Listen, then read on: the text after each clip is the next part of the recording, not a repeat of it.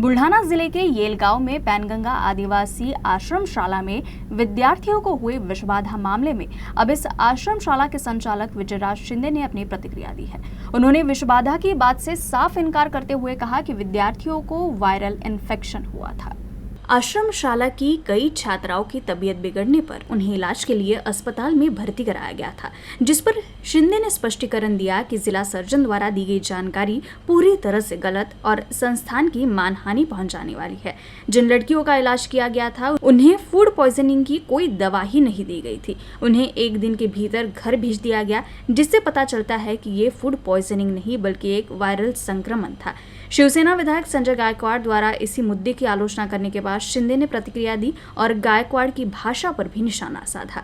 जिल्हा शल्य चिकित्सांनी दिलेली माहिती ही पूर्णपणे चुकीची, दिशाभूल करणारी, समाजाची फसवणूक करणारी व संस्थेची बदनामी करणारी अशी माहिती आहे।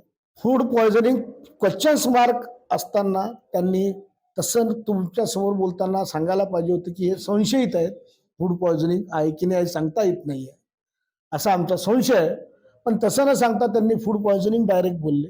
जेव्हा की विद्यार्थिनींना ज्या 5 विद्यार्थिनी ऍडमिट केल्या गेल्या त्यांना कुठल्याही प्रकारच्या जुलाब उलट्या ज्या फूड पॉइझनिंगचं सिम्पटम्स असतात की त्याच्यानंतर मनुष्याला 2-3 दिवस लगातार जुलाब उलट्या होत असतात, मनुष्य एकदम कमजोर होऊन जातो, चालू सुद्धा शकत नाही। असं कुठलंही त्यांना पहिलेही झालं नव्हतं, भरती केल्यानंतरही झालं नाही। संध्याकाळी एकाच दिवसात त्यांना सुट्टी दिल्या गेली।